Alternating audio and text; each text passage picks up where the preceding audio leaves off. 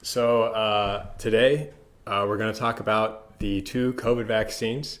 Thank you for joining us. My name is Greg Jenkins, and I'm a biological engineer at Nanova. So we're going to talk about what you need to know. This is a live show, and if you have any questions, try to post them in the comments, and we'll get to them at the end. For a quick outline, this is going to take about 30 minutes. I will hopefully get to all your questions at the end. The current state of COVID-19 in the USA will be the first topic, and then we're going to go into mRNA vaccines, what you should know about receiving the vaccine, and then side effects. And then we're going to do a compare and contrast on the two vaccines, Pfizer-BioNTech's and Moderna's. And then we're going to talk about who's paying for it and what about mutations in the viruses. So a lot of topics, and let's get right into it. So a preface, we are not the experts, and if you have a side effect or a serious concern about the COVID virus or vaccine, definitely talk to your doctor or call emergency services. We're here to start a discussion and maybe teach you something. I learned a lot in making this presentation, and hope you can learn something too.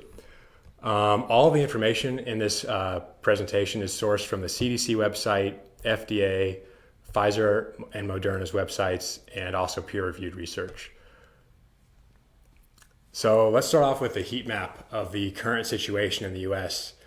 The total cases, this has almost been collected for a year now, since January 21st. This data is almost 23 million cases, and the total deaths is approaching 400,000 deaths. So the situation is quite severe. On the next slide here, we have a heat map showing the distribution of the vaccine. So there's been 25 million doses distributed so far. This data is from earlier this week, so there's been more rolled out since then, but we have a long ways to go. Only 9 million people almost have been given the first dose of the vaccine, so a lot more has to roll out before we're reaching the levels that we would need. So let's talk about what's an mRNA vaccine. So first of all, I have a picture here of the coronavirus. You've all seen this before probably. The Latin word corona means crown, and that's how the coronavirus gets its name. These spikes on the outside of the virus look like the tips of the points of a crown. So what happened right away when this pandemic began, the researchers and scientists were looking at the virus and said, these spikes would be a good target for our immune system. So what they did is they identified the sequence of the spike protein outside of the virus, and they generated an mRNA sequence. So mRNA stands for messenger RNA. To put it simply, it's instructions your cells use all the time to make proteins. So you have mRNA in all of your cells now, and they just took a snippet, a specific sequence of RNA to tell your cells how to make spike protein. And then they packaged this inside of a vesicle, or a lipid nanoparticle is what they're calling it. So that little vesicle containing the mRNA, that is the COVID vaccine. That's exactly what it is. So whenever you receive the vaccine, you're being injected with these nanoparticles containing mRNA. The mRNA is going to make its way to your cells, and the vesicle will actually merge with your cells and distribute the RNA inside to your cell. And just like all mRNA in your cell, it's going to get to your cellular machinery and begin to be transcribed into proteins. And this specific mRNA is going to make the spike protein. So that spike protein will get manufactured in your cells and then released to the surface of your cell. And your immune system can say, hey, what the heck is this? This isn't supposed to be here, and identify it as an antigen or a target for training your immune system. So ultimately, your immune system can learn to identify it and grant you some protection or immunity. So afterwards, it's important to note that mRNA is going to get broken down. In fact, you have lots of pathways and machineries in your cell to take care of RNA, and we could go into this topic in a lot. If you have more questions about it, please post them in the comments and we can try to talk about it more. There's a lot of cool research on this, but you should know that the mRNA is going to get broken down from this vaccine over time. So let's talk some important notes on this vaccine. And we learned a lot of stuff when we started learning about this. So first thing to note is that these vaccines were approved by the FDA through emergency use authorization. In other words, they went through all of the safety and clinical tests that you would normally need, but it was a fast track. So it's interesting that this technology is new for the first time being put into public use, but it's also been studied for a while now, for decades, and also it's been put into clinical trials before for other common diseases like influenza or even Zika. So it's not completely out of the blue. Another thing to note is that it's not a live virus. You're not going to contract COVID from the vaccine. And on top of that, that mRNA is not going to enter the nucleus of your cells. It's going to actually be broken down pretty quickly by cellular pathways. And one of the great benefits of these mRNA vaccines, and it's kind of the reason it became the front runner right now, is a bunch of manufacturers can all agree that this is the sequence we're going to use. This specific RNA sequence we're going to inject to all of the same method, basically. So that makes the process scalable and able to produce what they're going to need is hundreds of millions of vaccines. So this is a big benefit and makes it faster than the traditional vaccines. So let's say you decide to get the vaccine. How is that going to go down? So first, you're going to want to get administered to your vaccination center. And that's going to be somewhere you're going to have to find in your local area, maybe like a healthcare provider or a pharmacy. And once you're there, it's just going to be just like the flu vaccine. They're going to give you the jab in the arm.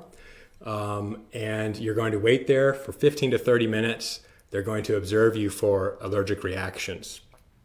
And you should note that if you're someone prone to allergic reactions, you definitely want to wait there for the full 30 minutes. After your first dose, you have to come back for a second dose. If you got the Pfizer vaccine, it's 3 weeks later. And if it's the Moderna vaccine, it's 4 weeks later. And then the last step, after you've received that second dose, you need to wait another 2 weeks before you feel the full efficacy of the vaccine. That's because the clinical trials where they measured the efficacy was at that time point. So that's when we're guaranteed, or not guaranteed, but that's when the efficacy was measured. So some things we learned about the vaccine, some important notes you might want to know. You need to get both doses from the same manufacturer. So if you got Pfizer the first time, get Pfizer for the second dose, and Moderna, then Moderna. Don't split them up. But let's say you did. If you accidentally got a dose from Pfizer first and then from Moderna, stay where you are. Don't get another dose. The current recommendation from the CDC is to not take a third dose to get the full series from one manufacturer. But keep in mind, all this information that I'm presenting I've pulled from the CDC, FDA, their guidelines change over time, so you need to pay attention. They may change and say later on you want to get the second or the third. But pay attention, and obviously your doctor will be able to tell you this information better than anyone. And like we said, both doses are needed for the efficacy to reach its full effect. If you just get one dose, you're not guaranteed that. If you missed your second dose, so let's say you, instead of hitting the 3 week mark, it has been maybe 6 weeks, you should still get the second dose. You definitely want to get that to boost the immune strength. If you want, there's an optional, you could get the second dose 4 days early. That's been approved and considered valid, just so you're aware. All right, so a lot of people are wondering, what if I've already had COVID? Or what if I currently have COVID? So if you already have COVID, or if you already had COVID, that's not a reason not to get the vaccine. You definitely still can. And let's say you currently are experiencing COVID. Don't go get the vaccine right now. You should be isolating and staying home and recovering. The vaccine is not going to make COVID better if you already have it. You want to definitely be isolating and wait until your isolation period is over and then go get the vaccine. So evidence has shown, though, that if you've been infected or had an acute case where you had symptoms, your natural immunity is probably going to protect you for at least 90 days. So if you want, it's optional. You could wait 90 days before you receive the vaccine, and you're very unlikely to contract COVID during that time period. So let's talk about side effects quickly. The side effects between the two vaccines are similar. Both are like basically the same side effects reported in the clinical trials. And it's similar side effects that you get with all of the typical immunizations. So it's like pain in the arm where you got the injection, as well as headache, fever, fatigue, chills, and a lot of people are reporting joint pain. But the good news is that in all the clinical trials, these symptoms and side effects typically lasted 24, 48 hours, not more than a few days. If you compare it to the flu, the side effects are very similar. So it's not like this is exactly atypical, but you should be aware if there's something atypical happening with you. So real quick, let's talk about some side effect complications we've read and learned about. One is if you've previously had COVID and you had symptoms during your COVID case, whenever you receive the vaccine, you might get those symptoms again. They might return for the side effect period. Hopefully less severe, but they may return. But obviously it's going to go away in 3 days or less. And the second dose people are reporting comes in with a more intense side effect, especially people are reporting from the clinical trial the joint pain and the fever. So expect the second dose to maybe be a bit rougher. Thankfully, only a small percentage of people are reporting anything that's atypical to these side effects. There's been over 20 cases, though, of a severe allergic reaction, like an anaphylactic response. Those people, though, all of them had a history, almost all of them had a history of having severe reactions to things. So if you're someone who is prone to allergies or severe allergic reactions, definitely wait the full 30 minutes in the clinic when you receive the vaccine to make sure that everything is stable. So what are they doing if you have a reaction? Obviously, consult your doctor or call emergency services if your reactions are very atypical or endangering you. The CDC and FDA have a system in place called VAERS. It's the Vaccine Adverse Event Reporting System. And it's a way for them to collect data on side effects, and we kind of crowdsource the knowledge and info. So ideally, we won't discover any problems, but if there was a weird pattern of occurrences or a weird set of demographic or something that was having side effects, we could hopefully identify this. And when you receive the vaccine, they should give you some information about vSafe. It's an app made by the CDC where they can help check in on your symptoms and side effects after vaccination and your general health. So if we use these, it'll help us crowdsource the side effect data. So next I have this table. It has a lot of information on it. It goes into the Pfizer, the Moderna, and just also as a general comparison, the inactivated flu vaccine, a common vaccine, to give you some information. So we've already discussed these vaccines are mRNA vaccines, whereas the flu is typically an inactivated or less effective virus that you're injected with.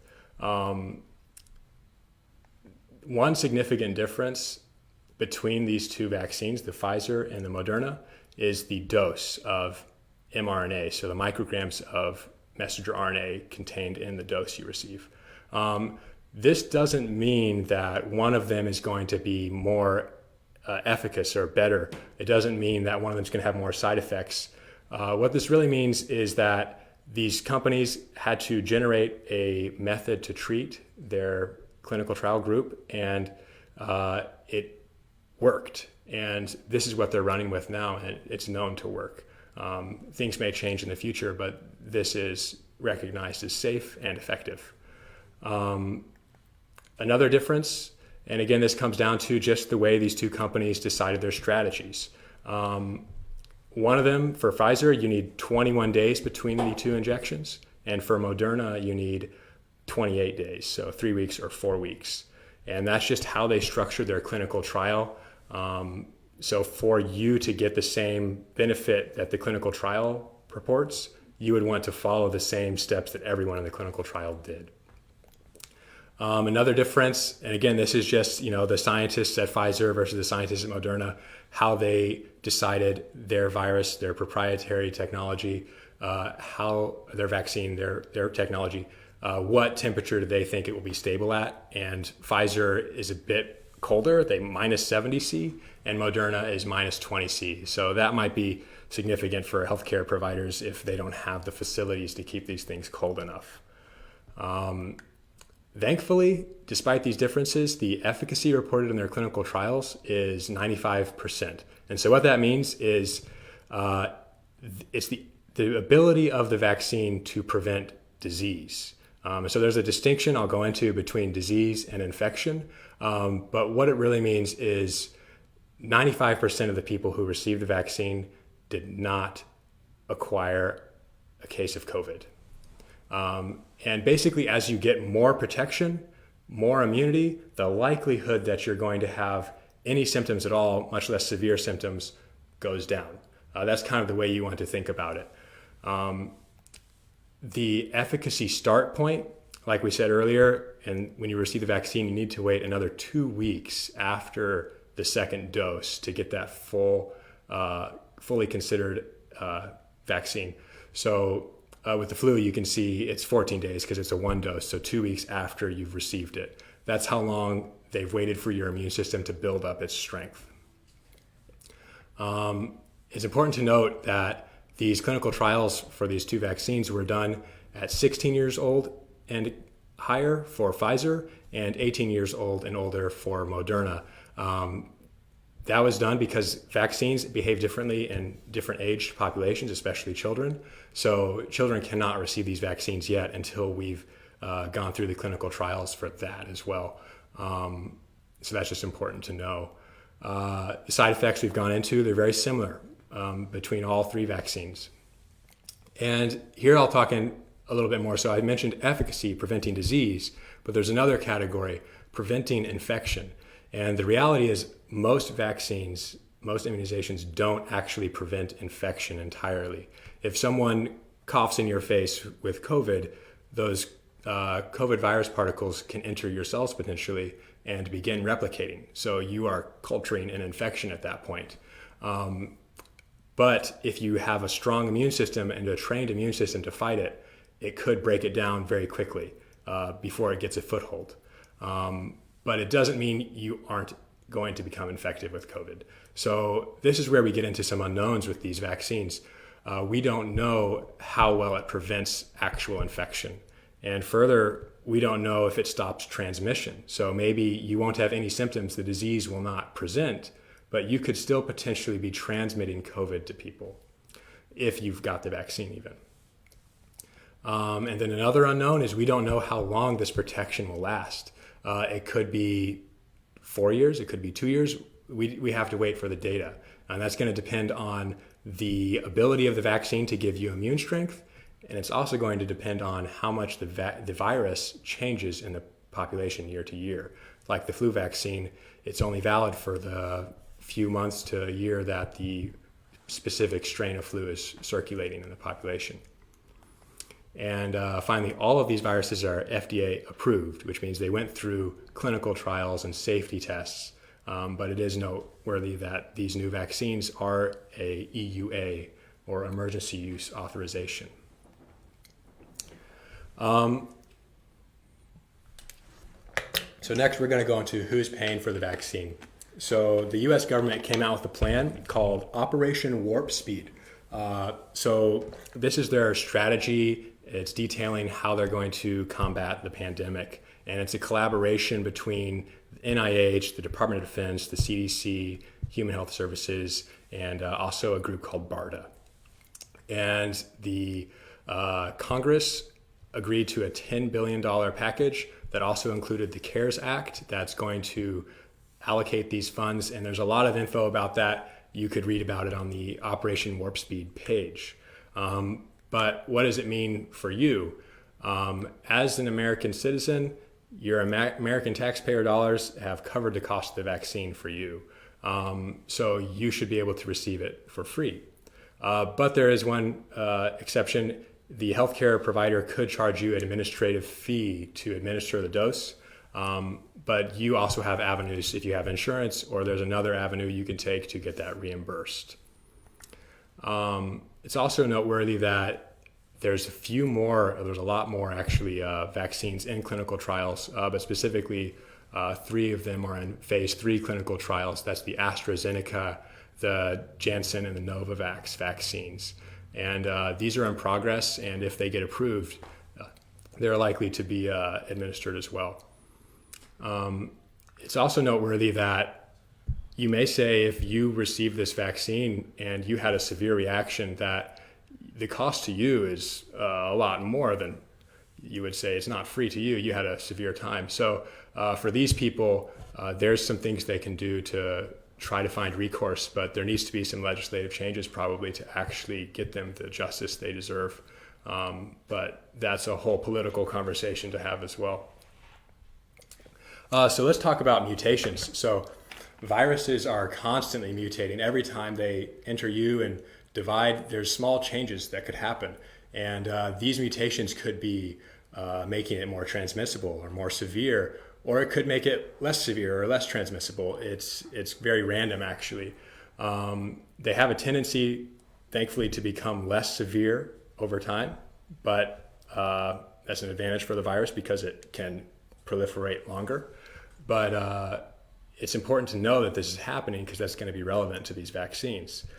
Specifically, there's a couple variants that are circulating now around the world, the UK variant called B117 and a South African variant called B1351.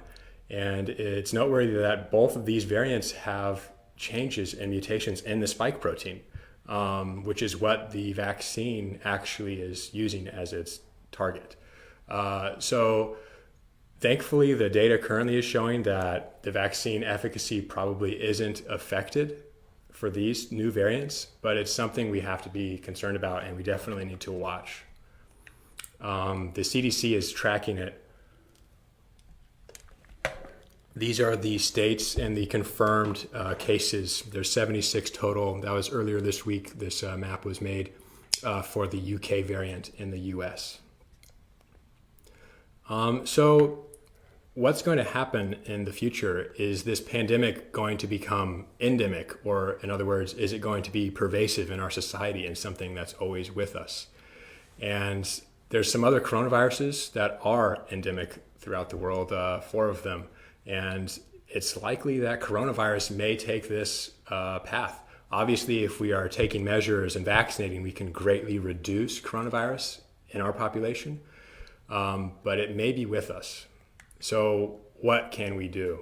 The bottom line is we need to follow the guidelines. So that's wearing a mask, that's not touching the T-zone is what they call it, the mucous membranes, the eyes, the nose, and the mouth, and also hand washing or hand sanitizer. It's important to note the flu and the COVID virus, they have a very different surface longevity time. The coronavirus, there's research showing it may last 5 times longer on surfaces and skin than the flu. So hand washing and hand sanitizers can be very important. You also want to social distance if you've been exposed, and obviously a vaccine will be a great way that we can combat this pandemic. So a real quick summary. The protection from the vaccine is not immediate. And you need to get 2 doses and wait another 2 weeks to get the 95% purported efficacy. And on top of that, it's not 100%. So you still need to be very cautious. You need to follow all the guidelines. Don't think you've got the vaccine, you can just stop caring about social distancing. We don't know. You may still be transmitting the virus. And if you're currently sick, don't go get the vaccine right now. You could even wait 90 days. Don't spread the virus, just stay home. And just recapping, we don't know a whole lot, but the data looks very good, but we need to be cautious, we need to be careful, and we need to follow all the guidelines. So thank you for listening. At this point in time, if we want to go over any questions, my team will try to get them to me. And I hope that I taught you some things. I learned a whole lot in making this presentation and reading about all of these suggestions. So the question is, if you don't have access to the vaccine right now, what should you do? Definitely, you're going to want to stay away from large crowds, try to follow the 6 feet distance between people, wear the masks, and like we were saying, the hand sanitizer and hand washing is going to be really important. I'm here with Nanova. We have a product called Hydra Pearl that's a hand sanitizer. It's 70% alcohol. That would be very effective as well. But definitely just follow all the guidelines. That's what you're going to want to do. So thanks for the question. Yes. So the question is, if you've got the vaccine, do you still need to wear the mask? Yes, definitely. It's still unknown if the vaccine is going to prevent infection and prevent transmission. So obviously, it's going to reduce the chances that you're going to be transmitting. That's what the data shows, but it still could be happening. So we have to take precautions. And the CDC definitely recommends the masks continue to be worn and the social distancing continues. So the question is, next question, do you have to get the vaccine every year like the flu shot? And that's a really big question. And it's going to be a really big deal if we've administered, 100 million, 300 million vaccines to the US population, and next year everyone has to go again. Hopefully the protection is long. It's greater than a year, but the answer is we still don't know. The data is going to be collected and they're going to have to understand it when it gets here. Okay, that's a good one. So the question is there any other reason not to get the COVID vaccine? So if you're someone who has like immunocompromisation or something, you probably really, really want to get it because COVID would be really rough on you. But I have heard some people complaining about, well, this is a very new technology and I'm really concerned about what might happen to me. I would be especially concerned as a pregnant woman. There were very few pregnant women in the clinical trial. The Pfizer and Moderna vaccines, once they started them, a few women became pregnant during the trial. And they're going to watch and everything seems good. But if I was a pregnant woman, I would be weighing my options. I would be wondering, what's my risk if I get vaccinated versus if I don't? And they're saying if you're pregnant, for example, your chance of a severe case is higher and chances of complicating your pregnancy is higher. So you have to weigh the risk. Is it worth it to take this vaccine, or is it worth it to risk having a severe case of COVID? So these types of situations, you could find a lot of them, but you'll have to weigh the risks, and I would definitely just consult a doctor if I was having serious questions. Thanks, good question. I see, so someone is asking, they have a skin condition with alcohol causing their hands to have a problem. So maybe they have psoriasis or something.